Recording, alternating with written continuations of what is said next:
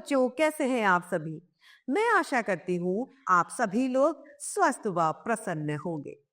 आज हम हमारा पाठ चिड़िया का गीत, जो कि एक कविता है, वो पढ़ेंगे और समझेंगे। जब चिड़िया गाना गाती है, चू चू करती है, सभी का मन खुशी से लिप्त हो जाता है। तो आइए इस पाठ को हम प्रारंभ करते हैं। ये है हमारा पाठ चिड़िया का गीत। सबसे पहले मेरे घर का अंडे जैसा था आकार। चिड़िया का जो घर होता है वो कहती है कि मैं सर्वप्रथम अपना घर अंडे जैसे आकार का समझती थी। मेरा घर कैसा था? अंडे जैसे आकार का। तब मैं यही समझती थी बस कि इतना सा ही है संसार। अब चिड़िया अंडे को ही अपना संसार समझती थी। चिड़िया की नजरों में सिर्फ संसार अंडे तक ही सीमित था, क्योंकि उसने कुछ देखा ही नहीं होता।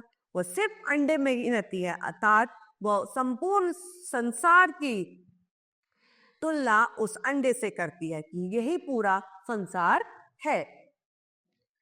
फिर मेरा घर बना घोंसला। उसके बाद में जो घोंसला होता है वह उसका घर बन जाता है, अर्थात वह चिड़िया अंडे से बाहर आ जाती है। अब अंडे को छोड़कर वो घोंसले को दुनिया या संसार समझने लगती है। सूखे तिनकों से तैयार। जो घोंसला था वह कैसा था? सूखे हुए तिनकों से निर्मित था वह उसका घोंसला। तब मैं यही समझती थी बस इतना सा ही है संसार। अंडे से निकलने के बाद में चिड़िया जब घोंसले में रहने नहीं, तो उसका संसार बस घोंसले जितना ही सीमित रह गया। उसकी नजरों में यह बात आ गई कि संसार पहले अंडे जैसे था। जब वह अंडे से निकली तो अब वह यह सोच रही है कि मात्र संसार इस घोंसले जितना ही है, यही पूरा संसार है। हरी भरी थी जो सुकुमार। तब मैं यही समझती थी बस इतना सा ही है संसार। आखिर जब मैं आसमान में उड़ी अपने पंख पसार, तभी समझ में मेरी आया बहुत बड़ा है संसार। अब क्या हुआ? जब वो थोड़ी सी बड़ी हुई, चिड़िया थोड़ी सी बड़ी हुई, जब वो आसमान अर्थात आकाश में, नभ में उसने अपने पंख फैलाए और वह उड़ने लगी, तब उसे ये पता चला कि ये संसार तो इतना ज्यादा बड़ा है। जब वह बाहर निकली तब उसके इस बात की अनुभूति हुई कि संसार इतना बड़ा है। तो आइए इस कविता को फिर से दोहराते हैं। सबसे पहले मेरे घर का अंडे जैसा था आकार। तब मैं यही समझती थी बस इतना सा ही है संसार। फिर मेरा घर बना घोंसला, सूखे तिनकों से तैयार। अब मैं यही समझती थी बस इतना सा ही है संसार। हरी भरी थी जो सुकुमार। तब मैं यही समझती थी बस इतना सा ही है संसार। आखिर जब मैं आसमान में उड़ी अपने पंख पसार, तब समझ में मेरी आया बहुत बड़ा है यह संसार। इस कविता की रचना है निरंकार देव सेवक। तो इस तरीके से हमारी ये कविता समाप्त होती है। अब हम इसके शब्दार्थ तथा अभ्यास कार्य को समझते हैं। शब्दार्थ में आकार अर्थात बनावट, बस अर्थात काफी, संसार मतलब दुनिया, घर मतलब ग्रह, आसमान मतलब आकाश। अब है अभ्यास कार्य। पहला, बातचीत के लिए मैं बताओ क्या पढ़ा। क, क्या आपने चिड़िया का घर देखा है? वह कैसा होता है? हाँ, हमने चिड़िया का घोंसला देखा है। बड़ा छोटा सा, पेड़ों के बीच सूखे तिनकों से निर्मित होता है। ख, चिड़िया का घर क्या कहलाता है? चिड़िया का घर घोंसला कहलाता है। ग, इस कविता में कवि का नाम बताओ। इस कविता के कवि का नाम निरंकार देव सेवक है। घ, संसार कितना सा है। संसार सर्वप्रथम चिड़िया की नजरों में अंडे जितना है। दूसरा, जब वो अंडे से बाहर निकल के आती है तब उसे संसार घोंसले जितना लगता है, और अंत में जब वो पंख पसारती है तब उसे पता चलता है कि संसार तो बहुत बड़ा है। अब है लिखने के लिए में पहला, पंक्तियां पूरी करो। सबसे पहले अंडे जैसा था। मेरे घर का, मेरे घर का अंडे जैसा था आकार,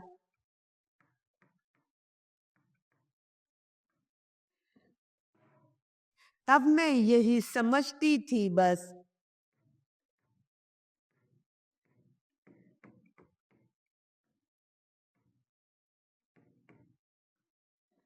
इतना सा ही है संसार।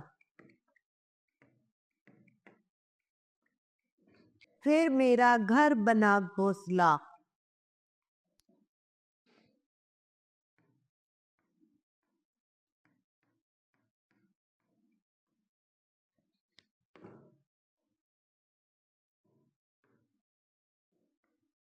अब है प्रश्न दूसरा।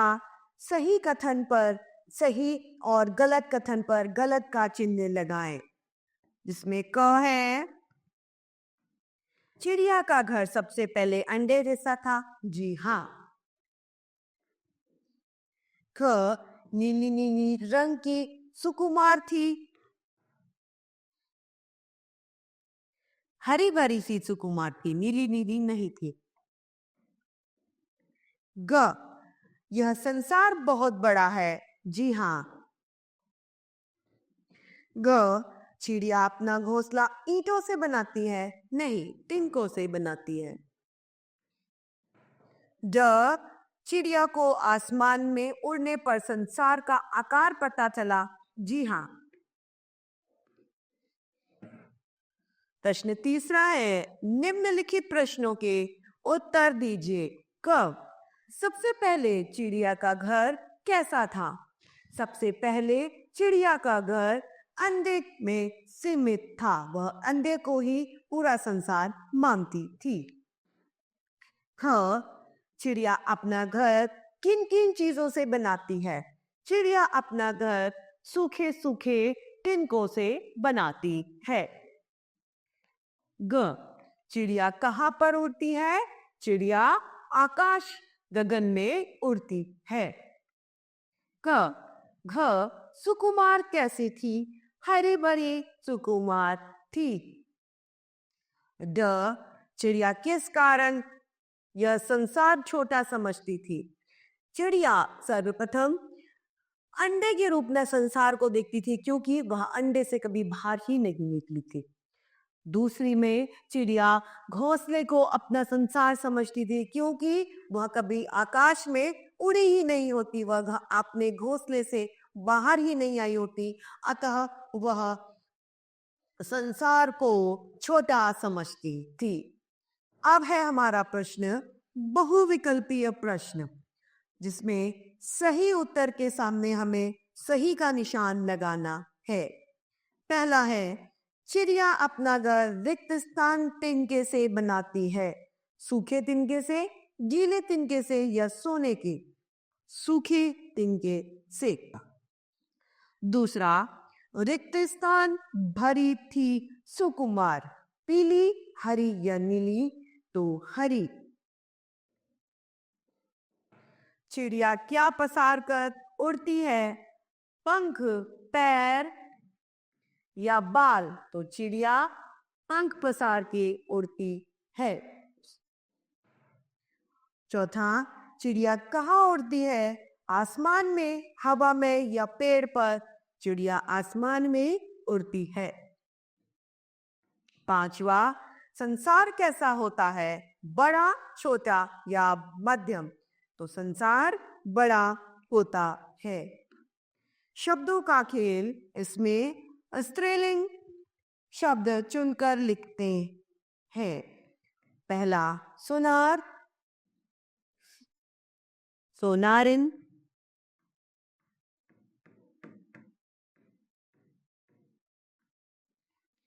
धोबी, धोबन।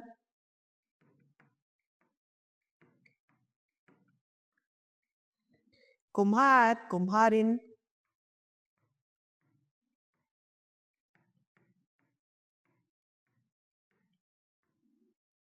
मालिका, मालन।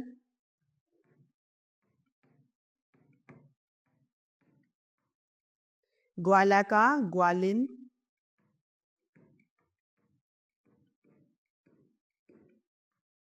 फिर है लोहार का, लोहारन।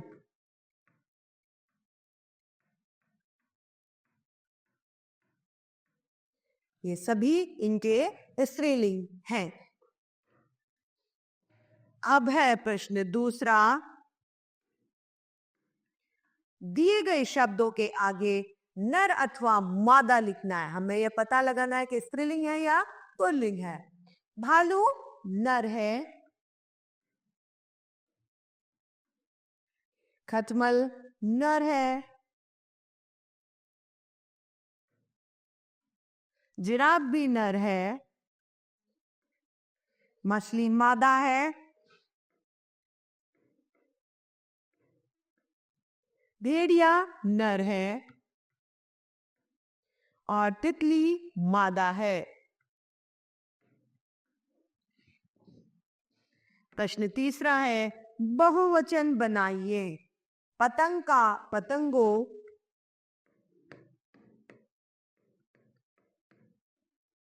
छत का छतों,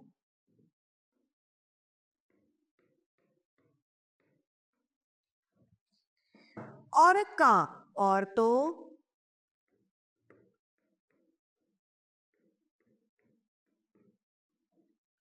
चिड़िया का चिड़ियाओं,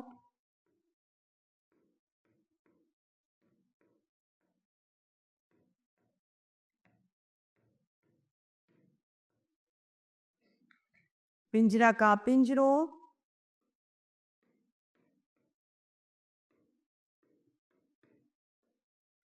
सहेली का सहेलियों।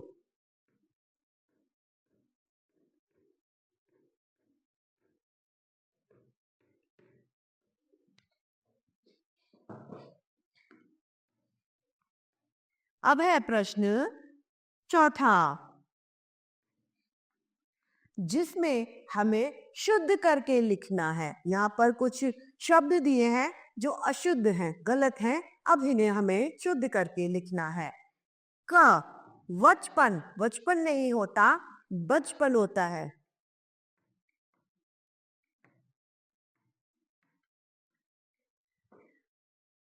ग बिनती, बिनती नहीं होता, विनती होता है। व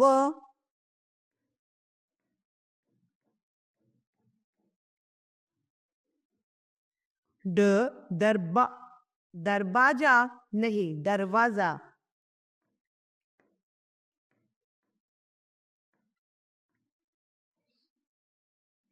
जोड़ा, जोड़ा। रुआसा नहीं होता, रुआसा होता है।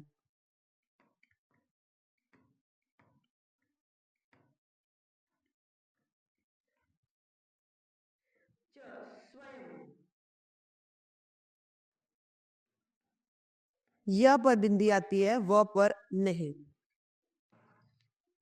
तो इस तरीके से हमारा ये पाठ चिड़िया का गीत समाप्त होता है। मैं आशा करती हूँ आप सभी लोगों को यह पाठ तथा इसके साथ इसका अभ्यास कार्य भी समझ में आया होगा। तो आज के लिए इतना ही, हम फिर मिलते हैं। धन्यवाद।